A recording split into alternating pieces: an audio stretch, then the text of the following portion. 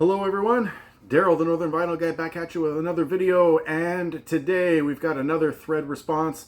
I'm kind of enjoying doing these responses, and so yeah, I thought I'd take a gather at another one, and this one is a response to Mark Morris's thread response. He wasn't getting a lot of love on this in the past, and in fact he did this thread prior to me signing up and subscribing to his channel, so I was only recently familiarized with his thread, and so with that in mind, I'm gonna get on this bandwagon as well to support Mark Morris. And so with that in mind, here we go. Mark Morris has 4 questions that he'd like for this Vinyl Addict thread, and so I've got a whole pile of different things here. I'm even going to give some honorable mentions in my thread response to some of his questions. Even though he only asked for one particular answer, I'm going to give multiple for some of these questions. So without further ado, here we go. Question number 1, what are some things, such as hobbies or things of that nature, that you like to do aside from vinyl record collecting? And so for me, one of my big hobbies is collecting board games. And in the following set of pictures, you will see how many different board games I have.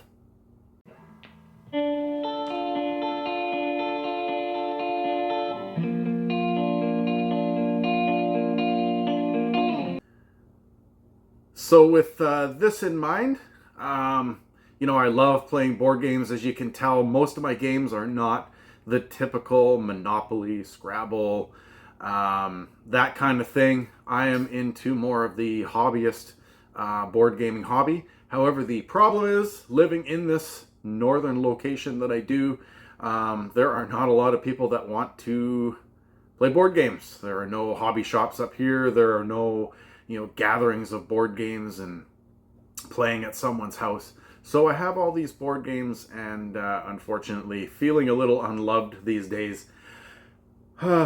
Maybe one day we will have a board game hobby shop or gatherings in this community. So yeah, board games, big hobby of mine. Unfortunately, no one to play them with. My wife plays occasionally, and sometimes my younger sons, but in the board gaming hobby, the more complicated the game, sometimes it's just not that fun for other people. So yeah, it's quite a lot of games I got in these pictures though. All right, question number 2. What are some things that you like to do, or just a couple of things that people might not know about you that are in the vinyl community? Well, first of all, I've mentioned this in some of my other videos. From a career perspective, I am a high school teacher, but what a lot of people would not know is that the primary subject that I teach is cooking class, or culinary class, I guess you would call it. It's not a trades foods program, it's more health and nutrition, and so as a result of that, I love to cook. I like to barbecue. I like to just create different things. If you gave me some mystery basket ingredients like that TV show Chopped, I would love to enter into a competition like that. And with that in mind, speaking of Chopped, another thing that people might not know about me is I'm kind of a Chopped addict, meaning I love to watch the show Chopped and things of that nature. On TV, I like to kind of come up with in my mind what I would like to create with the ingredients that are on the show if it ever came down to it. And as a bonus, the third thing that some people might not know about me is this. Yeah, I'm a huge Care Bears fan. When I was growing up as a kid, I used to like the Care Bears. I used to have all kinds of stuffed animals. My daughter has a lot of my stuffed animals in her room. This is the 25th anniversary of The Land Without Feelings, which I believe was the first movie that was made about the Care Bears. And the second movie, the one where they go to the carnival, I pretty much can recite almost every line from the second Care Bears movie. So yeah, I'm not ashamed. I am not ashamed. I like the Care Bears. So there's a bonus fact about me. All right, number 3. What is your favorite movie? Well, Mark, you stole this one from me when you said that your favorite movie was the movie Seven. So my favorite movie is also the movie Seven, although there are a lot of movies that come in a close second, and in fact, I would argue that this one here is probably tied for first place. I can recite every line from this movie, just like I did in the previous questions with the Care Bears, and that is Jean-Claude Van Damme's Bloodsport. I do not like Bloodsport 2, 3, and 4. They're trash, rubbish. But I do like the original. Jean-Claude Van Damme, Bolo Young. I forget what his name is. Forrest Whitaker is also in there. Great movie. If you like martial arts, check this one out. Some bonus films. Me and my son, my second youngest, or second from last, we like these disaster type movies, such as Twister. Outbreak is a close second for one of my favorite movies. And then we've got The Perfect Storm. We've got Poseidon. I've got the 4 DVD, one of these, sets that, everything's on 2 sides of the DVD. You just flick them. But I love these movies. Love those disaster movies. Not sure how I feel about the new one that's coming out, Twisters, the sequel to Twister. But, we shall see. Shawshank Redemption. Great movie. Crime movies, jailbreak movies, escape movies, Morgan Freeman, Tim Robbins. Can't go wrong there.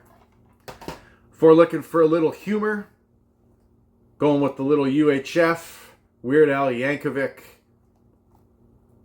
running a TV station. Kind of some weird humor there, but if you're into that, that's for you. And then last but not least, from my childhood, I used to love Stand By Me. Of course, based on the Stephen King short novel. Going Looking for a Dead Body. Corey Feldman, Kiefer Sutherland, Jerry O'Connell, Will Wheaton. All main characters. And of course, you got some really good, this is a really good soundtrack as well. I used to have it on CD. It'd be pretty cool to get Stand By Me on vinyl as well, the soundtrack. All right, number 4. What was the first record or album that you ever bought? And what was the most recent one that you bought? So a little disclaimer here. About 15 or so years ago, I used to have about 100 CDs. I kept my CDs in a, let's see here, a big binder like this, super heavy. But one of the big regrets that I had was I threw out all the cases. So I only have the discs, but I do not have the cases. But the very first CD that I ever bought with my own money is Ace of Base's The Sign. Of course, they were in the 90s akin to the 90s version of ABBA. And of course, this is a Canadian press or a Canadian copy of Ace of Base. So we've got The Sign. That was the first one I bought with my own money. However, the first album that I ever bought with my parents' money on my own was on my grade 8 trip, and it was Snow, and the Canadian rapper Snow and his album Informer. But if we're gonna go with one that my mom bought, this would have been when I was in grade 9. We will go with Tool's Undertow, and I got that one on cassette tape. It had the explicit lyrics thing in the corner, but I didn't tell my mom about it because I thought it was cool to own Tool's Undertow. And last but not least, the most recent one I featured in a video not that long ago, but I bought Donna Lewis's Now in a Minute album. This is the one that has I Love You Always Forever. I think I featured this on another thread of female musicians. But this has Nothing Ever Changes, Love and Affection, Fool's Paradise is a great song. So this is a pretty good album. And it came with an inner sleeve, lyrics, and it is on gold or orange vinyl, depending on how you want to look. All right, so here we go. I got a few other bonus content for you, Mark. Some other things that you might not know about me is I was in high school a huge Beavis and Butthead fan on MTV, so much so that about 5 or 7 years ago I bought all the episodes. That's the first set, second set, and the third set, all on DVD. So I was a huge fan of them, liked their movies, etc. Another thing, when it comes to television shows, my favorite TV show of all time is Lance Hendrickson and the TV show Millennium. It was only on for 3 seasons in the late 1990s, so I have all 3 seasons on DVD. Millennium. Very cool stuff. So if you're into that, some of these episodes are pretty spooky.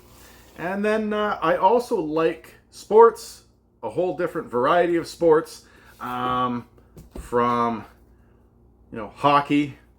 Goes without saying, I guess, if I'm Canadian, that I would love hockey. With that in mind, my favorite team, Toronto Maple Leafs.